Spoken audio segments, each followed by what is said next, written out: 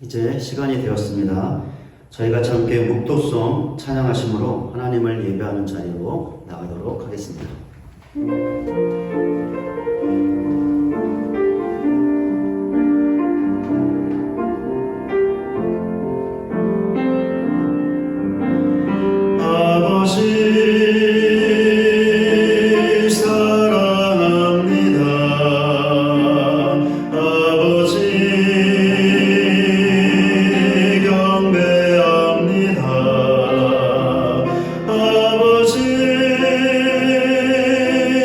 채워주소서.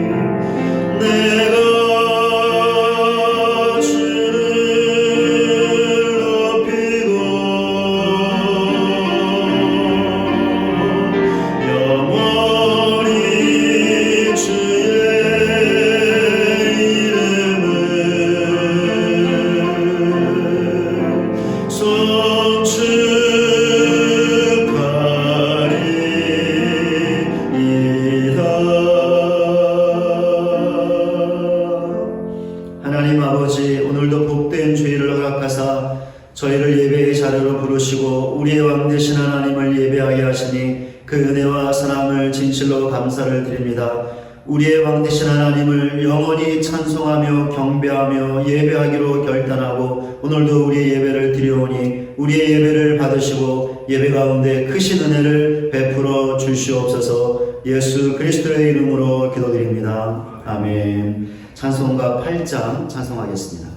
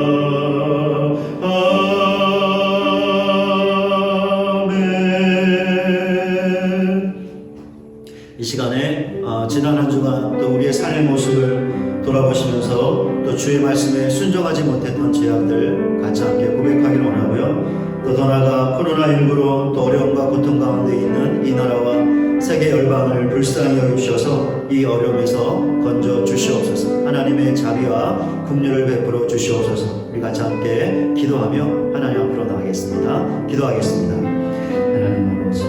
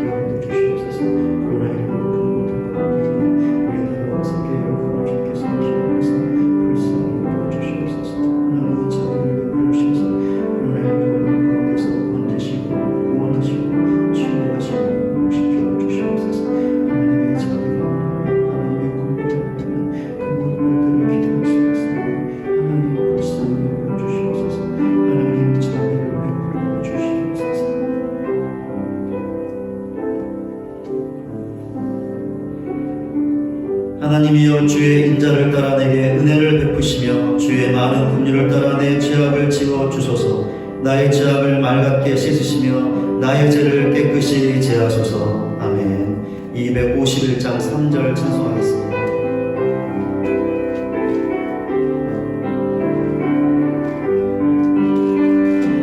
죄악에 물든 영혼들을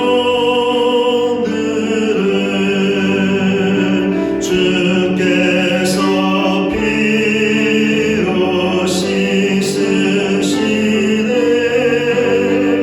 지금도 흐르는 그 피에 눈보다 더 이게 씻으라.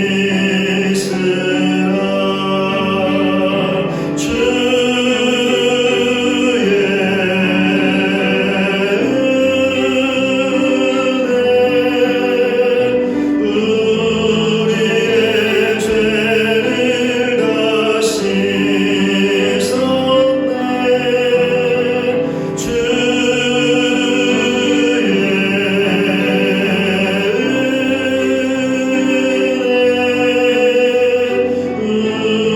우리의 죄를 다 씻었네.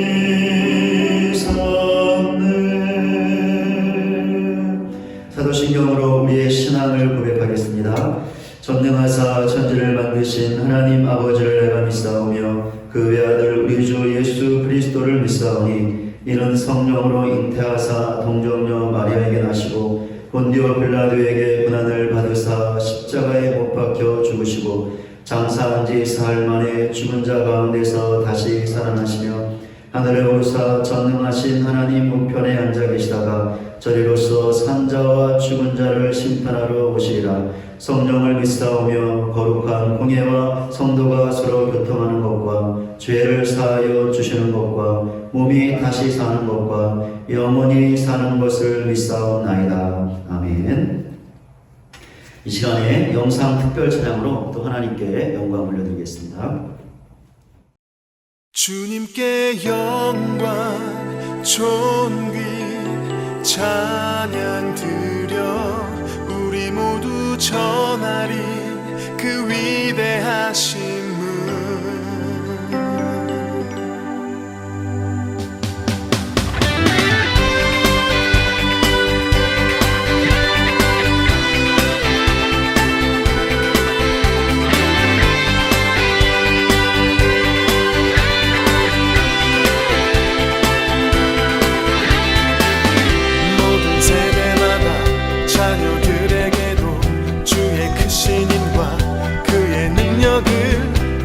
신실하신 주의 영광을 전하리.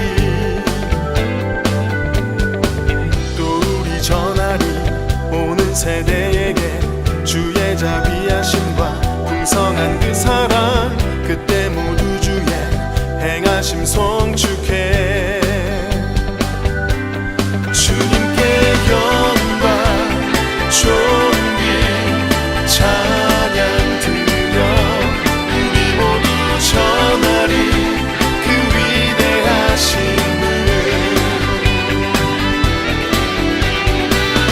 경험 못하네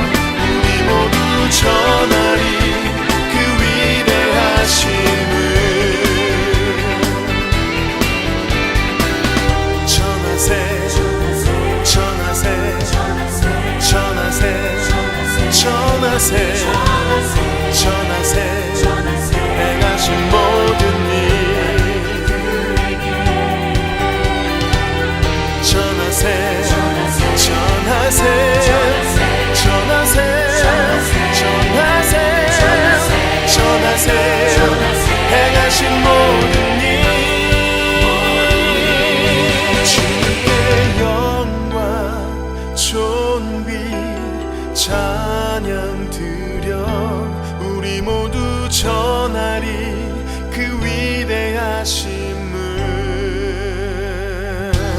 주님께 영광 존귀 찬양 드려 우리 모두 전하리 그 위대하심을 주님께 영광 존귀 찬양 드려 우리 모두 전하리 그 위대하심을 주님께 영광 존귀 찬양 드려 우리 모두 전하리 그 위대하심을 주님께 영광 존귀 찬양 드려 우리 모두 전하리 그 위대하심을 주님께 영광 존귀 찬양 드려 우리 모두 다 같이 기도드리겠습니다. 창조주 되시며 지극히 거룩하시고 전능하신 하나님 아버지, 주님의 은혜에 감사와 영광 드립니다. 어느 해보다 긴 장마와 무더웠던 한여름을 보내고 계절의 변화와 함께 풍성한 결실의 계절을 우리에게 주심에 감사합니다. 이 시간 세속적인 삶을 살아온 지난날의 과오를 뉘우치며 주님 앞에 머리를 숙인 저희 지난 잘못을 용서하여 주시옵소서. 사랑의 주님, 주님의 몸된 교회를 이곳에 세우시고 주님의 사명을 감당하는 믿음의 공동체가 되게 하여 주심에 감사드립니다. 주님의 교회를 통하여 복음이 세상에 널리 전파되어 어둠 속에서 빛을 발하는 꺼지지 않는 등불이 되게 하여 주시옵소서. 지금 이 시간 온 세계가 코로나 바이러스 감염병으로 경제가 위축되고 온 인류가 두려움 속에 하루하루를 보내고 있는 가운데 고통받는 희생자와 가족에게 위로의 영이 임하시어 하루빨리 치료제가 개발되어 환자들을 치료케 하시고 더는 확산하지 않게 하시고 주님의 교회들이 지역 사회로부터 손가락받지 않게 영적 지도자들이 제자리를 지키게 하여 주시옵소서. 그리하여 교회가 주변으로부터 차별과 혐오의 대상이 아닌 구원과 치유, 화해의 역할을 감당하게 하여 주시옵소서. 우리 사회의 경제, 문화 등 전반적으로 위축된 이 어려움이 하루빨리 해결되게 하시고 하나님의 사랑을 확신하여 어떤 어려움에도 담대함을 잃지 않게 하시고 그리스도의 능력에 힘입어 넉넉히 승리하게 하여 주시옵소서. 코로나 바이러스로 인하여 우리 교회의 사역과 성도들이 신앙생활이 위축되지 않게 하시고 주어진 상황 속에서 최선을 다하여 하나님께 영광 올려 드릴 수 있는 저희들 되게 하여 주시옵소서. 언제나 저희와 함께 하시는 주님, 연로하신 성도님들을 위해 기도합니다. 연로하신 성도님들을 주님의 보혈로 보호하시고 인도하여 주시옵소서. 성도님들의 건강을 지켜주시고 강건케 하시고 상한 육신 위에 친히 안수하시어 새로운 육신으로 소생케 하여 주시옵소서. 오늘도 주님의 몸된 교회를 위해 수고하시는 담임 목사님을 영육간에 강건하게 하시고 이 시간 주님의 말씀을 대언하실 때 하나님의 능력과 지혜를 주시옵고 전하시는 말씀에 우리에게는 은혜와 축복의 시간이 되게 하여 주시옵소서. 이 시각 각 처소에서 영상으로 예배에 함께하는 성도들에게도 은혜의 시간이 되리라 믿사오며 사랑이 많으신 예수님 이름으로 기도드립니다. 아멘.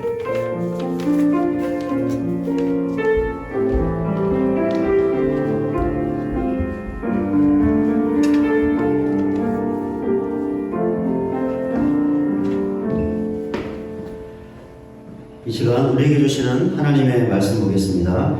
신약성경 사도행전 4장 23절부터 31절까지입니다. 제가 말씀 보도하겠습니다. 사도들이 모임에 그 동료에게 가서 제사장들과 장로들의 말을 다 알리니 그들이 듣고 한 마음으로 하나님께 소리를 높여 이르되 대주제여 천지와 바다와 그 가운데 만물을 지은 이시오 또 주의 종 우리 조상 다윗의 입을 통하여 성령으로 말씀하시기를 어찌하여 열방이 분노하며 족속들이 허사를 경영하였는고 세상의 군왕들이 나서며 관리들이 함께 모여 주와 그의 그리스도를 대적하도다 하신 이로소이다. 과연 헤롯과 본디오 빌라도는 이방인과 이스라엘 백성과 합세하여 하나님께 기름 부으신 거룩한 종 예수를 거슬려 하나님의 권능과 뜻대로 이루려고 예정하신 그것을 행하려고 이 성에 모였나이다. 주여 이제도 그들의 위협함을 굽어보시옵고 또 종들로 하여금 담대히 하나님의 말씀을 전하게 하여 주시오며 손을 내밀어 병을 낫게 하시옵고 표적과 기사가 거룩한 종 예수의 이름으로 이루어지게 하옵소서 하더라. 빌기를 다음에 모인 곳이 진동하더니 무리가 다 성령이 충만하여 담대히 하나님의 말씀을 전하니라. 아멘. 네, 오늘도 영상으로 가정에서 예배를 드리게 되었습니다.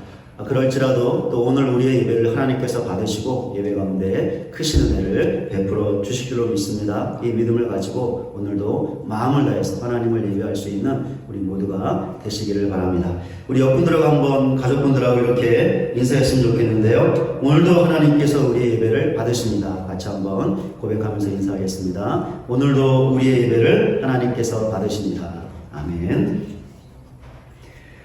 예루살렘 성전으로 들어가는 문들 중에 아름다운 문이라는 뜻을 갖고 있던 미문이 있었습니다. 이 문은 성전 동쪽으로 들어가는 주된 출입구였다고 합니다. 그런데 이 아름다운 문 앞에서 먹고 살기 위해 구걸을 하고 있던, 그것도 매일 그렇게 했던 한 사람이 있었습니다. 이 사람은 태어나면서부터 걷지 못했던 안전병이었습니다. 어느 날이었습니다. 베드로와 요한이 기도하기 위해 성전으로 왔습니다. 그날도 역시 이 사람은 구걸을 하고 있었죠. 베드로와 요한이 이 사람을 눈여겨보았습니다. 그리고는 베드로가 안진뱅이에게 우리를 보시오라고 말했습니다. 이 사람은 무엇인가를 얻으려고 베드로와 요한의 얼굴을 빤히 쳐다보았습니다. 바로 그때였죠. 베드로가 은과 금은 내게 없거니와 내게 있는 것을 그대에게 주노니 나사렛 예수 그리스도의 이름으로 일어나 걸으시오 라고 말하면서 그 사람의 오른손을 잡아 일으켰습니다. 그러자 놀라운 일이 일어났는데 그 즉시 그 사람이 벌떡 일어나 걸었던 것입니다. 베드로와 요한이 하나님의 능력으로 안진뱅이를 고치는 놀라운 표적을 행했던 것이죠. 베드로와 요한은 이 표적을 계기로 그곳에 있던 수많은 사람들에게 예수님을 증거할 수 있었습니다. 당시 종교 지도자들이 이 소식을 전해 듣고는 격분했습니다. 그들이 생각하기에 자격이 전혀 없었던 베드로와 요한이 백성들을 가르쳤기 때문이었고 특별히 예수님의 부활을 전했기 때문입니다. 그래야 그들은 베드로와 요한을 붙잡아 감옥에 가두었습니다. 그러나 계속해서 가둘 수 없었죠. 왜냐하면 베드로와 요한이 행했던 표적이 너무나 분명하고 확실한 것이어서 부인할 수 없었기 때문이었고 또한 백성들이 그 표적으로 하나님께 영광을 돌리고 있었기 때문입니다. 그렇게 당시 종교 지도자들은 베드로와 요한을 풀어줄 수밖에 없었습니다. 단 한 가지 조건을 내걸었죠. 감옥에서 풀려나면 다시는 예수의 이름으로 말하지도 말고 가르치지도 말라는 조건이었습니다. 그런데 이 조건은 베드로와 요한을 향한 위협이었습니다. 그러니까 만약에 예수의 이름을 말하고 가르친다면 또다시 붙잡힐 것이며 그렇게 되면 더 이상의 석방은 있을 수 없고 감옥에서 죽을 수도 있다라는 강력한 위협이었던 것이죠. 감옥에서 풀려난 베드로와 요한이 어떻게 했을까요? 이 내용이 오늘 본문에 나와 있습니다. 본문 23절입니다. 사도들이 노임에 그 동료에게 가서 제사장들과 장로들의 말을 다 알리니 감옥에서 풀려난 베드로와 요한은 곧바로 동료들, 즉 다른 사도에게 왔습니다. 그리고는 당시 종교 지도자들이 자기들에게 했던 말을 알려주었죠. 그러니까 다시는 예수의 이름으로 말하지도 말고 가르치지도 말라고 했던 위협의 말을 전했던 것입니다. 베드로와 요한의 말을 들은 사도들은 다 함께 큰 소리로 하나님께 부르짖었습니다. 하나님께 기도했던 것이죠. 사도들이 부르짖었던 몇 가지 내용이 있었습니다. 그 한 가지가 본문 25절과 26절에 나와 있습니다. 또 주의 종 우리 조상 다윗의 입을 통하여 성령으로 말씀하시기를 어찌하여 열방이 분노하며 족속들이 허사를 경영하였는고 세상의 문왕들이 나서며 관리들이 함께 모여 주와 그의 그리스도를 대적하도다 하신 이로소이다. 사도들이 무엇을 부르짖었습니까? 하나님께서 우리 조상 다윗의 입을 통하여 성령으로 말씀하신 것이었습니다. 이 말씀이 시편 2편에 나와 있는데요. 어떤 말씀이죠? 어찌하여 열방이 분노하며 족속들이 허사를 경영하였는고 세상의 군왕들이 나서며 관리들이 함께 모여 주와 그의 그리스도를 대적하도다 라는 말씀입니다. 사도들이 부르짖었던 또 다른 것이 본문 27절에 나와 있습니다. 과연 헤롯과 본디오 빌라도는 이방인과 이스라엘 백성과 합세하여 하나님께서 기름 부으신 거룩한 종 예수를 거슬려 사도들이 무엇을 부르짖었습니까? 하나님께서 다윗의 종을 통하여 성령으로 말씀하셨던 것이 예수님에게 그대로 성취되었다는 것입니다. 그러니까 다윗이 성령 충만하여 세상의 군왕들이 나서며 관리들과 함께 모여 주와 그의 그리스도를 대적할 것이라는 하나님의 말씀을 예언했는데 이 말씀이 헤롯과 본디오 빌라도 그리고 그들과 합세했던 이방인들과 이스라엘 백성을 통하여 정확하게 성취되었다라는 것이죠. 즉 이들이 합세하여 예수님을 거슬려 대적했고 결국에는 예수님을 십자가의 고난과 죽음으로 내몰았다라는 것입니다. 지금까지의 내용을 통해서 한 가지 중요한 사실을 알 수 있습니다. 무엇이냐면 복음 전도자로서 우리가 처해 있는 상황이 위협의 상황이라는 것입니다. 베드로와 요한은 예수님을 증거한 것 때문에 감옥에 갇혔습니다. 풀려나면서도 당시 종교 지도자들에게 다시는 예수의 이름을 전하지도 가르치지도 말라는 위협을 받았습니다. 그럼 베드로와 요한이 어떤 상황에 있었던 것입니까? 위협받는 상황에 있었죠. 그런데 이 점은 다른 사도들도 마찬가지였습니다. 그러니까 다른 사도들도 위협받는 상황에 있었다라는 것이죠.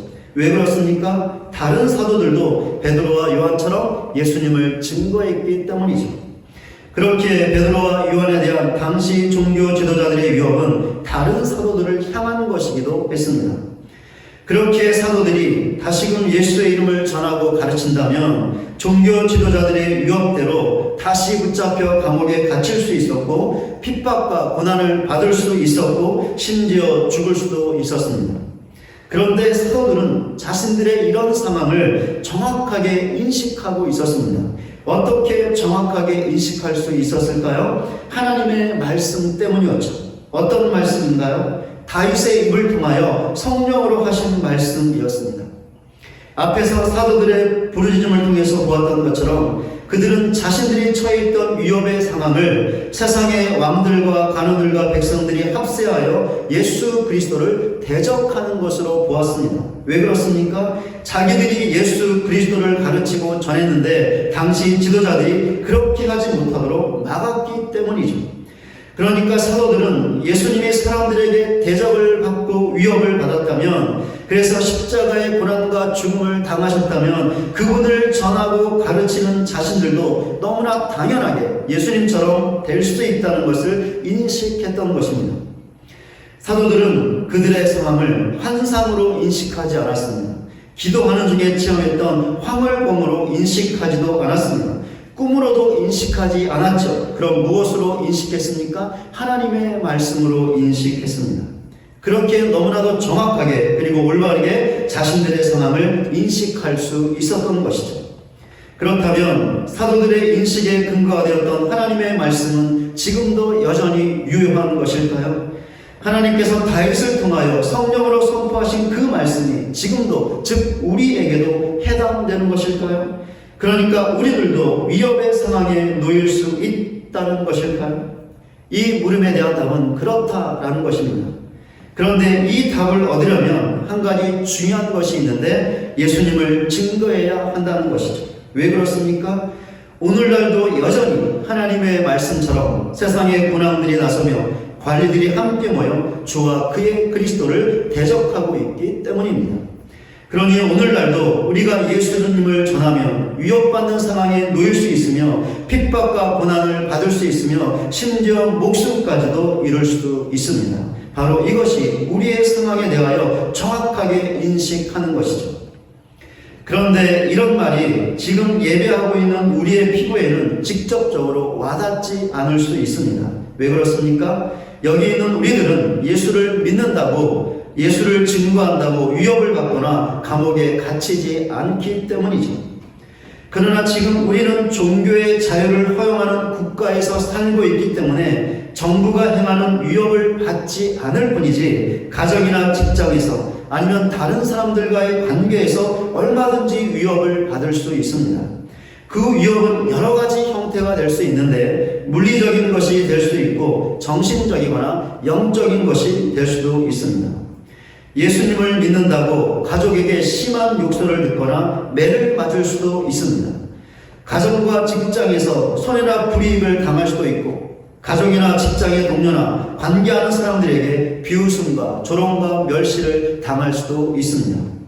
지금 한국교회가 코로나19와 관련해서 사람들에게 많은 비판을 받고 있습니다.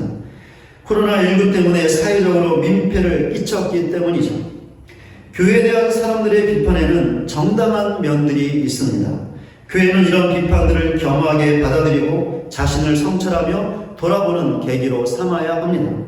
그러나 사람들의 비판에는 과도한 면도 있습니다. 왜냐하면 코로나19와 관련해서 교회만 잘못한 것이 아니기 때문이죠. 분명히 정부도 잘못한 것이 있으며 꼭 교회만 아니더라도 다른 직장과 모임과 기관을 통해서도 확진자들이 나왔고 산발적인 집단 감염이 일어났습니다. 만약 교회 한 곳에서만 확진자가 나왔고 집단 감염이 일어났다면 사람들의 비판은 전적으로 맞는 것이죠. 옳은 것입니다. 그러나 교회가 아니어도 다른 곳에서 확진자가 나왔고 집단 감염도 일어났습니다. 그렇게 코로나와 관련된 사람들의 비판에는 과도한 면이 있고 지나친 면이 있는 것이며, 더 나아가 악의적인 조롱과 비웃음과 멸시가 있는 것입니다. 그런데 교회를 향한 사람들의 악의적인 조롱과 비웃음과 멸시는 하루 이틀 된 일이 아니죠.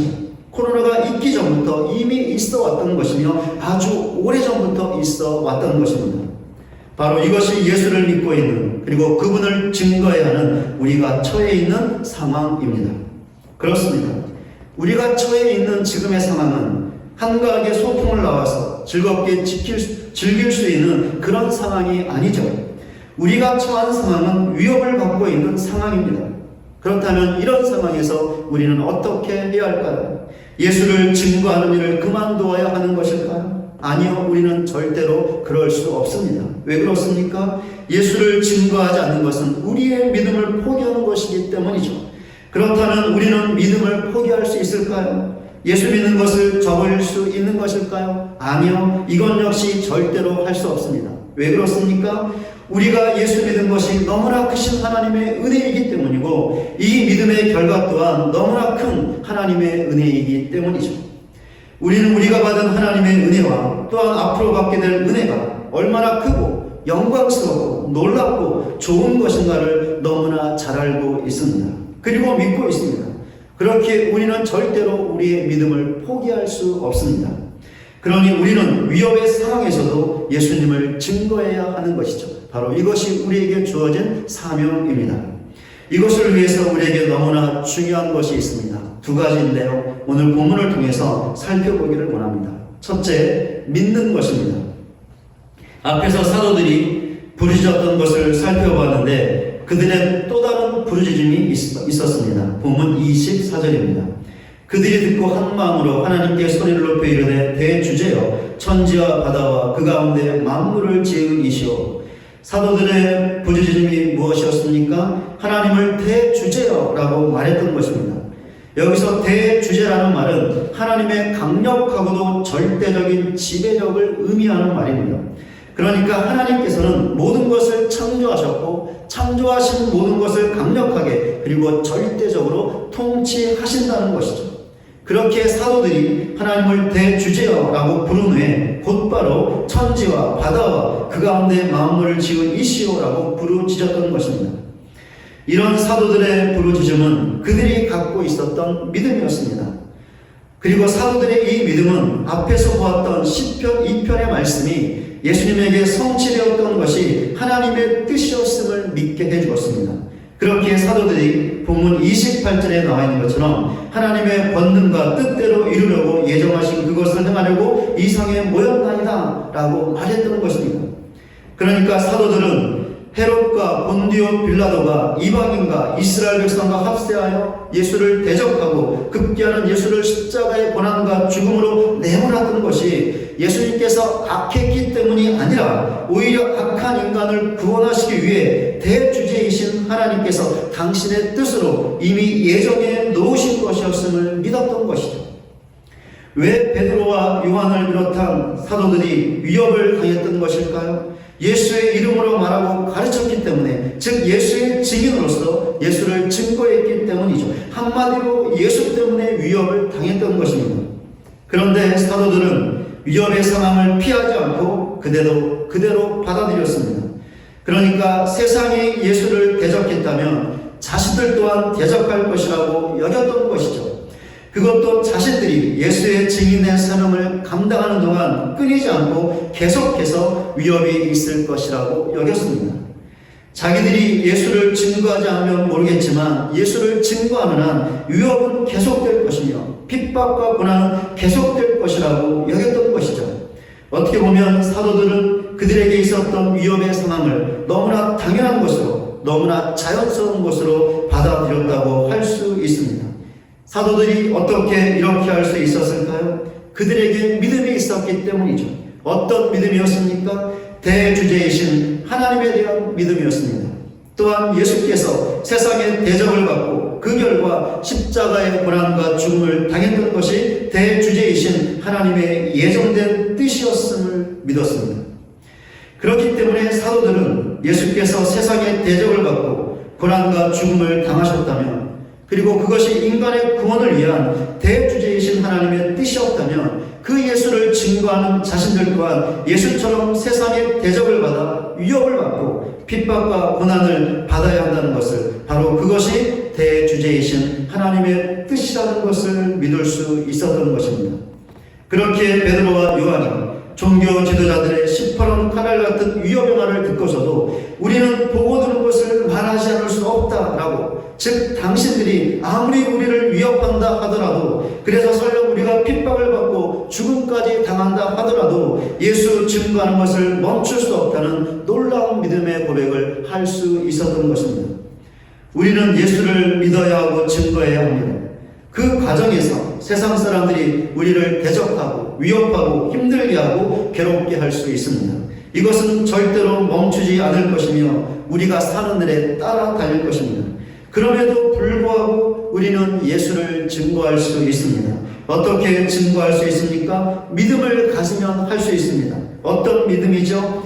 하나님께서 대주제가 되신다는 것과 예수 때문에 당하는 위협의 상황들이 대주제이신 하나님의 뜻이라는 것을 믿는 것입니다. 그렇습니다. 우리가 이 믿음을 갖고 있는 한 우리는 세상 사람들이 아무리 우리를 위협하고 비웃고 조롱하고 멸시한다 하더라도 그것들을 피해 숨는 것이 아니라 오히려 그 모든 것을 받아들이며 당당하게 예수를 증거할 수 있습니다. 증인된 우리의 사명을 능히 감당할 수 있습니다. 이런 사실을 확고하게 믿는 우리 모두가 되시기를 바랍니다. 그리하여 더욱더 하나님께서 대주제가 되신다는 것과 우리가 당하는 위협의 상황들이 대주제이신 하나님의 뜻인 것을 믿고 그 어떤 상황에 처한다 하더라도 베드로와 요한처럼 우리가 보고 들은 것을 말하지 않을 수 없다라고 세상을 향해 선포하고 예수를 증거하며 우리의 사명을 감당해낼 수 있는 저와 여러분 모두가 되시기를 주님의 이름으로 간절히 소원합니다. 세상의 위협 가운데서도 예수의 증인된 사명을 감당하기 위해 중요한 것이 무엇일까요? 두 번째입니다. 기도하는 것입니다. 앞에서 베드로와 요한을 비롯한 사도들이 하나님께 부르짖었던 것을 살펴봤는데 그들의 부르짖음은 하나님께 드리는 기도였습니다. 사도들이 했던 또 다른 기도가 본문 29절과 30절에 나와 있습니다. 주여 이제도 그들의 위협함을 굽어 보시옵소서. 또 종들로 하여금 담대히 하나님의 말씀을 전하게 하옵소서. 손을 내밀어 병을 낫게 하시옵고 표적과 기사가 거룩한 종 예수의 이름으로 이루어지게 하옵소서 하더라. 사도들은 세 가지를 위해 기도했습니다. 첫째, 하나님께서 자신들이 지금 당하고 있는 위협을 굽어보아 달라는 것. 둘째, 담대하게 하나님의 말씀을 전하게 해달라는 것. 셋째, 예수의 이름으로 표적과 기사를 행할 수 있게 해달라는 것이었습니다. 사도들이 했던 세 가지의 기도 제목을 정리하면 다음과 같을 것입니다. 지금 사도들이 위협을 받고 있는 상황에 있지만 그런 상황에서도 하나님의 말씀, 즉 복음을 전할 수 있는 힘과 능력을 달라는 것이었습니다. 왜 사도들이 이런 기도를 드렸던 것일까요? 사도행전 3장 19절입니다. 그러므로 너희가 회개하고 돌이켜 너희 지역 시험을 받으라. 이같이 하면 새롭게 되는 날이 주 앞으로부터 이를 것이요. 죄인된 인간이 어떻게 해야 자신의 죄를 깨닫고 회개할 수 있으며 그 회개를 통하여 죄사함을 받고 새롭게 되는 날, 즉 구원을 받을 수 있는 것일까요? 하나님의 말씀을 들어야 하는 것이죠. 하나님의 말씀, 즉 예수님과 그분의 복음을 들어야 회개와 제사함과 구원의 역사들이 일어날 수 있는 것입니다. 바로 이것이 사도들이 하나님께 기도했던 이유였습니다. 그러니까 사도들은 죄인된 인간이 하나님의 말씀을 들어야 회개하고 제사함 받아 구원받을 수 있기 때문에 자기들이 위협의 상황 가운데 있다 할지라도 그것들에게 굴복하는 것이 아니라 이겨낼 수 있는, 그래서 하나님의 말씀을 전할 수 있는 힘과 능력을 달라고 기도했던 것이죠. 하나님께서 이들의 기도에 정확하게 응답해 주셨습니다. 본문 31절입니다. 빌기를 다음에 모인 곳이 진동하더니 무리가 다 성령에 충만하여 담대히 하나님의 말씀을 전하니라. 자기들의 목숨이 위협받고 있는 상황에서 왜 베드로와 요한이 굴하지 않고 우리가 보고 들은 것을 전하지 않을 수 없다라는 말을 했던 것일까요? 왜 다른 사도들도 이들처럼 위협에 굴하지 않고 담대하게 복음을 전했던 것일까요? 위협의 상황에 지지 않고 담대하게 하나님의 말씀을 전할 수 있는 용기와 힘과 능력을 달라고 기도했기 때문이죠. 하나님께서 그 기도에 응답해 주셨기 때문입니다. 우리는 예수의 증인으로서 위협을 받는 상황에 놓여 있습니다. 그렇게 우리는 세상의 대접을 받아야 하고 미움을 받아야 합니다. 세상의 비방과 비웃음을 받아야 하며 조롱과 멸시를 받아야 합니다. 이것이 대주제이신 하나님의 뜻이기 때문에 피할 수 없습니다. 그러니 받아들여야 합니다. 그래야 예수를 증거할 수 있습니다. 그렇게 우리에게 너무나 중요한 것이 있는데 바로 기도하는 것이죠. 우리가 그 어떤 위협의 상황 가운데 처한다 하더라도 그것을 두려워하거나 그것 앞에 굴하지 않고 담대하게 하나님의 말씀을 전할 수 있는 용기와 힘과 능력을 달라고 기도해야 하는 것입니다. 우리가 이렇게 기도할 때 하나님께서 응답해 주실 것입니다. 우리에게 담대함을 주실 것이며 힘과 능력을 주실 것입니다. 그리하여 하나님의 말씀, 즉 복음을, 예수를 증거하는 사명을 감당하게 하실 것입니다. 이런 사실을 확고하게 믿는 우리 모두가 되시기를 바랍니다. 그리하여 그 어떤 위협의 상황 가운데서도 기도하여 하나님께서 주시는 용기와 능력으로 예수를 담대하게 증거하는 저와 여러분 모두가 되시기를 주님의 이름으로 간절히 소원합니다. 말씀을 맺겠습니다. 예수를 증거하는 자들에게 약속된 복과 은혜가 있습니다. 마태복음 5장 11절과 12절입니다.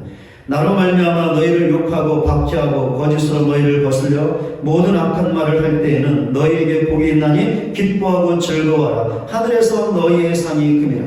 예수를 증거하는 자는 그 자체가 복이며 더 나아가 그들에게는 하늘의 큰 상이 주어질 것입니다. 디모데후서 4장 7절과 8절입니다.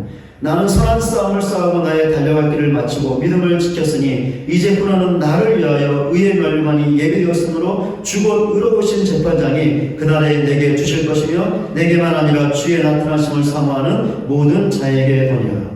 예수를 증거하는 사명을 끝까지 감당한 자에게는 의의 면류관이 주어질 것입니다. 다니엘서 12장 3절 후반부입니다. 많은 사람을 옳은 대로 돌아오게 한 자는 별과 같이 영원토록 빛나리라. 예수를 증거하여 죄인된 인간을 옳은 대로 돌아오게 한 자는 하늘의 별과 같이 영원히 빛나게 될 것입니다. 오늘 살펴본 위협의 상황과 믿음과 기도라는 세 가지 말을 마음 깊이 새기는 우리 모두가 되시기를 바랍니다. 그리하여 우리가 예수 때문에 세상의 위협을 받고 있음을 정확하게 인식하고 그것이 대주제이신 하나님의 뜻임을 믿고 그 어떤 위협에도 굴복하지 않고 예수를 증거할 수 있는 힘과 능력을 달라고 하나님께 기도하고 응답을 받아 우리가 사는 날 동안 예수를 증거하여 하늘의 큰 상을 받고 예비된 의의 면류관을 받고 하늘의 별과 같이 영원히 빛날 수 있는 저와 여러분 모두가 되시기를 주님의 이름으로 간절히 축원을 드립니다. 우리 같이 함께 또 오늘 준비하신 예물 하나님께 올려드리겠습니다. 찬송가 50장 부르시면서 준비하신 예물을 올려드리겠습니다.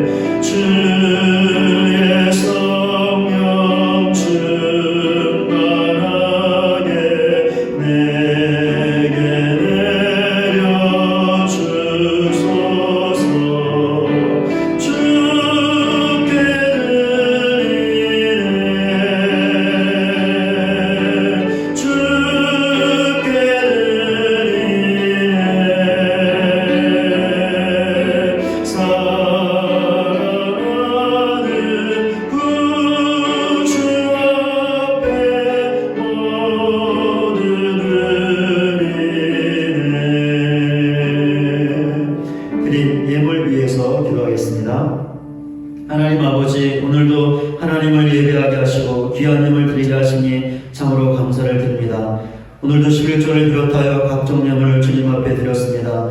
이 예물 드린 사랑하는 가정들과 지체들, 이 귀한 것 드리기 위해 삶의 현장에서 또 많이 수고하고 많은 힘을 다했습니다. 하나님 이 시간에 위로하여 주시기를 소원합니다. 지친 마음과 영혼을 주의 위로의 손으로 만져주셔서 새 힘을 허락하여 주시옵소서, 새 은혜를 허락하여 주시옵소서. 그리하여 삶의 현장으로 돌아가 주어진 모든 사람들 힘있게 승리하며 살아나갈 수 있는 모든 가정들, 지체들 되게 하여 주시옵소서. 오늘 귀한 예물 드린 가정들과 지체들을 기억하사 세상의 물질 때문에 어려움 당하지 않게 하시고 필요할 때마다 있어야 될 때마다 하나님 부어주시고 채워주셔서 아무런 염려 없이 더욱더 주님과 주님의 교회를 신실하게 섬겨나갈 수 있는 복된 가정들, 지체들 되게 하여 주시옵소서. 이 귀한 예물이 쓰이는 곳마다 하나님의 나라가 확장되게 하시고 주님의 교회가 든든하게 세워지는 놀라운 역사가 있게 하여 주시옵소서. 아버지 하나님, 이 예물 드린 가정들을 기억하시고 하나님의 복과 은혜를 베풀어 주시고 모든 것들을 지켜주시고 주시고 모든 것들을 감당하여 주시옵소서. 오늘도 여러 가지 감사의 고백을 담아 감사함을 드린 가정들이 있습니다. 감사의 고백들을 받으시고 기도의 제목들을 응답하여 주셔서 더 풍성한 감사로 하나님께 나갈 수 있는 복된 가정들 되게 하여 주시옵소서. 예수 그리스도의 이름으로 기도드립니다. 아멘. 네, 교회 소식 전해드리겠습니다. 어제 당회로 모여서 앞으로 교회 예배를 어떻게 할지 논의를 했는데요.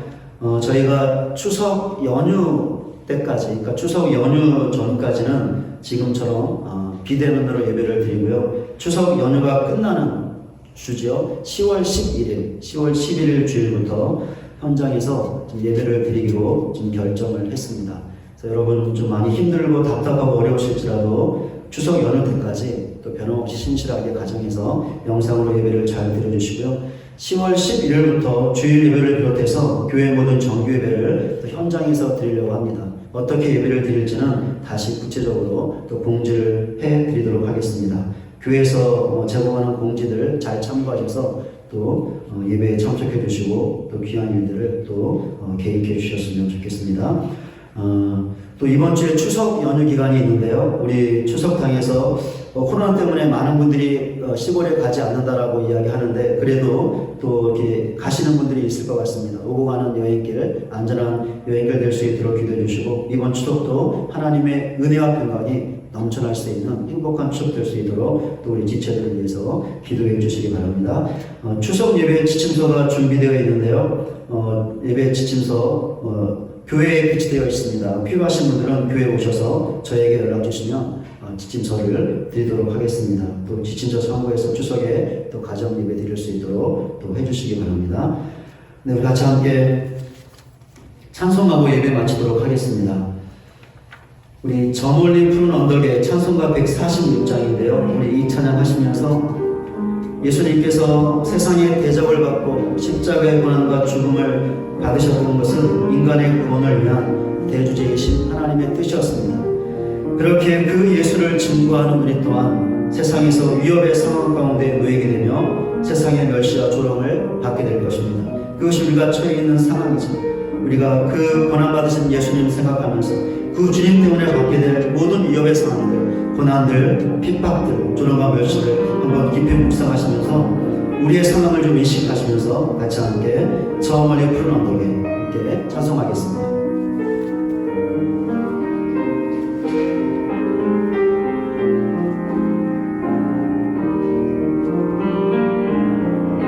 주의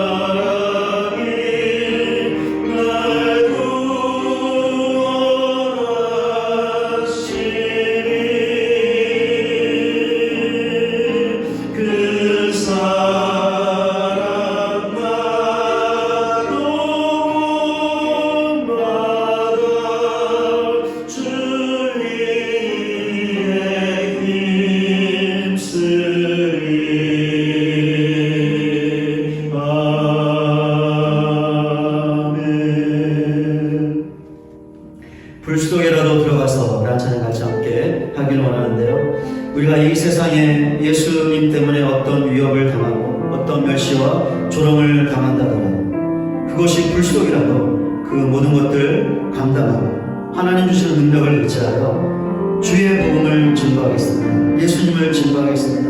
우리의 믿음의 고백을 담아서 같이 함께 찬양하겠습니다.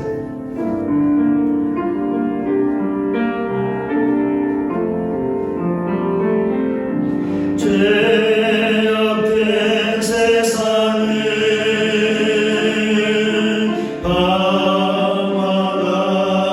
방황하다가 천국과 지옥도 나는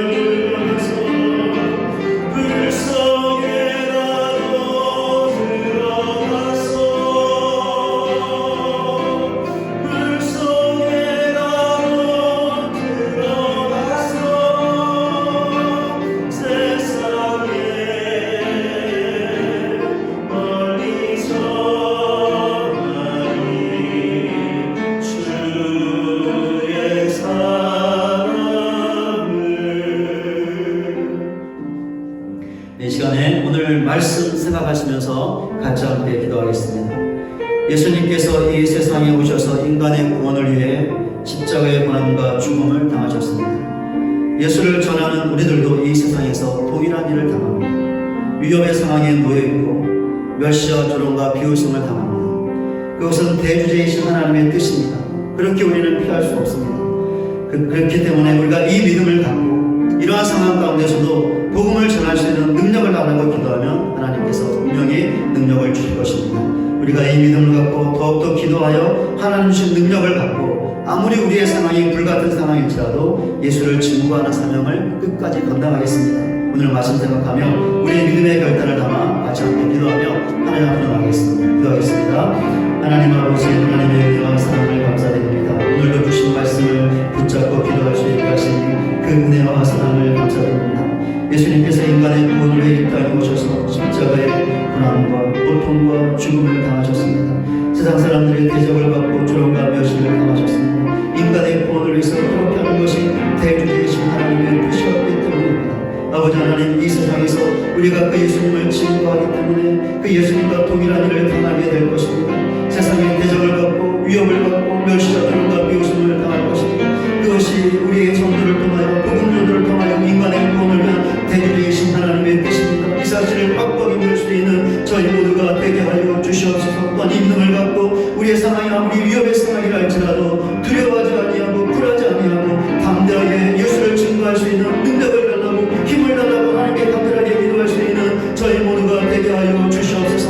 하나님께서 반드시 응답하실 줄로 믿습니다. 그러니 주께 주시는 힘과 능력을 의지하여 우리가 아무리 위협의 상황 가운데 있다 할지라도 불같은 상황이라 할지라도 그것으로 뛰어들어 예수 그리스도를 증거할 수 있는 저희 모두가 되길 수 있도록 우리에게 주어진 이 사명을 감당해낼 수 있는 저희 모두가 되길 수 있도록 그 시간으로 함께하여 주시옵소서. 그리하여 예수 그리스도를 증거하는 자에게 예비되어진 하나님의 그 복과 은혜를 누릴 수 있는 저희 모두가 되길 수 있도록 그 신은혜와 능력으로 함께하여 주시옵소서. 하나님 우리를 도와주시옵소서. 하나님 우리를 도와주시옵소서. 복음 증거하는 사명 감당을 우리 자신이 되게 하시고 우리 교회가 되길 수 있도록 그 신은혜와 능력으로 함께하여 주시옵소서. 하나님 도와주시옵소서. 골고다 언덕길 오르신 예수,